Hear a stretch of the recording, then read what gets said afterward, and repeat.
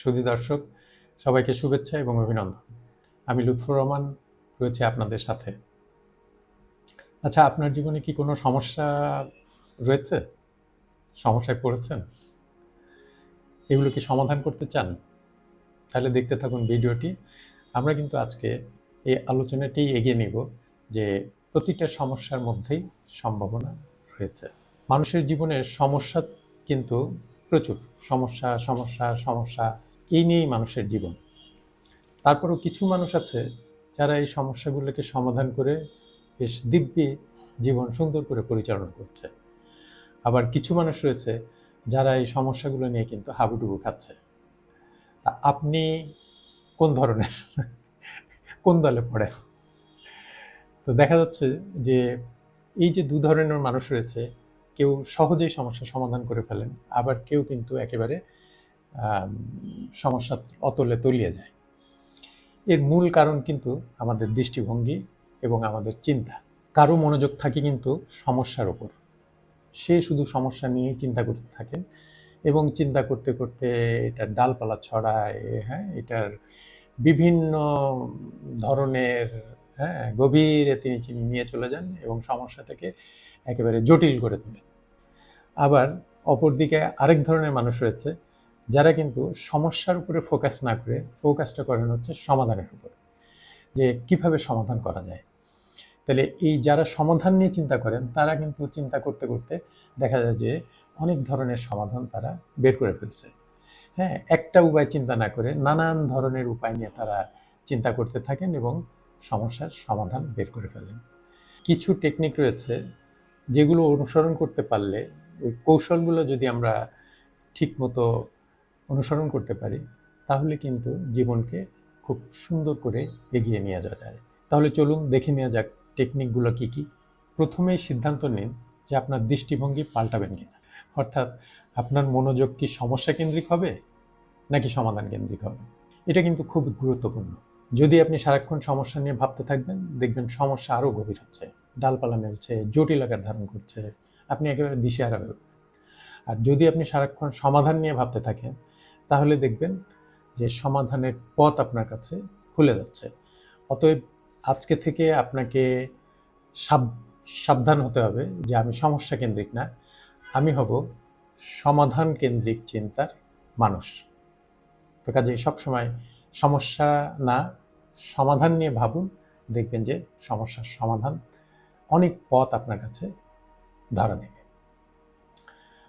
দ্বিতীয়ত, আপনি ভাবতে শুরু করুন যে সমস্যা যতই হোক না কেন, এই সমস্যার মধ্যেই সমাধানের উপায় আছে। পৃথিবীতে এমন কোনো সমস্যা খুঁজে পাওয়া যাবে না যার মধ্যে সমাধান নেই। আর আগেই বলেছি আমি যে স্রষ্টার সমস্যার মধ্যেই কিন্তু সমাধানের উপায় দিয়ে রাখেন। যেখানে সমস্যা সেখানেই নতুন সম্ভাবনা। আপনি সেই সম্ভাবনাকে খুঁজে দেখবেন কিনা, এটাই হলো কথা। একটু খুঁজে দেখলেই দেখতে পাবেন যে প্রতিটা সমস্যা যখন আসে তখন নতুন সম্ভাবনাও কিন্তু তৈরি হয়।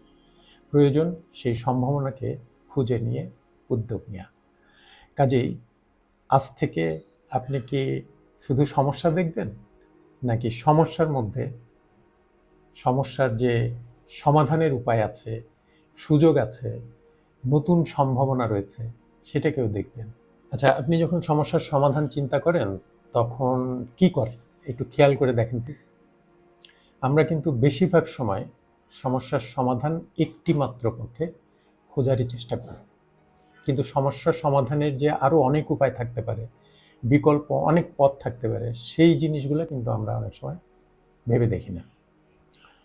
তো একটা কর্মশালায় এরকম এক ভদ্রমহিলা, তিনি বলছিলেন তার এখন বিরাট সমস্যা, কারণ তিনি অনেক বছর হলো চাকরি করছেন। তো দীর্ঘদিন চাকরি করার পরে এই চাকরিটা তিনি হারিয়েছেন এবং অনেক দিন থেকে চেষ্টা করছেন, নতুন একটা চাকরি তিনি আর সংগ্রহ করতে পারছেন না। তো কারণ হিসেবে তিনি চিহ্নিত করেছেন যে তার বয়স বেড়ে গেছে, হ্যাঁ, অনেক অভিজ্ঞ হয়ে গেছে, এখন আর তাকে কেউ নিতে চাচ্ছে না, এবং তার বদ্ধমূল ধারণা হয়েছে যে এই বয়সে আর চাকরি পাওয়া যাবে না, কাজেই তার সমস্যার কোনো সমাধান নেই। তা আমরা আলোচনার মাধ্যমে তার সামনে কিছু বিষয় তুলে ধরলাম। বলা হলো যে আপনার মূল সমস্যা কি?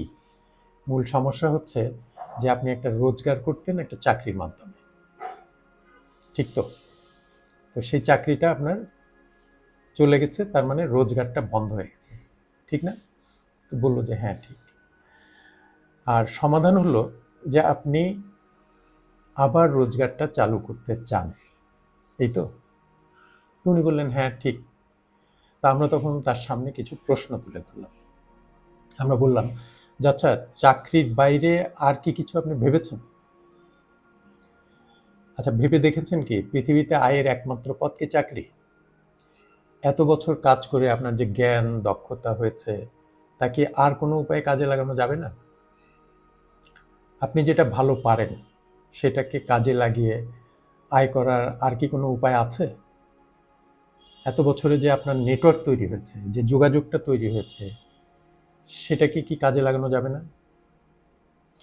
আপনার বয়সী অথবা আপনার চাইতে বেশি বয়সের কেউ কি আয় করছে না? সারা জীবন তো আপনি ৯টা ৫টা ডিউটি করে এসছেন। এখন কি একটা সম্ভাবনা তৈরি হয়েছে যে এর থেকে বের হয়ে আসার? এতগুলো প্রশ্ন করার পর যখন তাকে বলা হলো যে তাহলে কি আরেকবার ভাবা যায় যে আপনার সমস্যার সমাধান নিয়ে, ভদ্রমহিলা সবার সামনেই বললেন, এভাবে তো ভেবে দেখিনি, মনে হচ্ছে কিছু একটা করা সম্ভব। সবাই কিন্তু সম্মিলিতভাবে তাকে করতালি দিলেন এবং উৎসাহিত করলেন। আমরা যখন সমস্যার সমাধান নিয়ে চিন্তা করি তখন এই একটা উপায়ের মধ্যেই কিন্তু ঘুরপাক খেতে থাকি এবং হতাশ হয়ে পড়ি।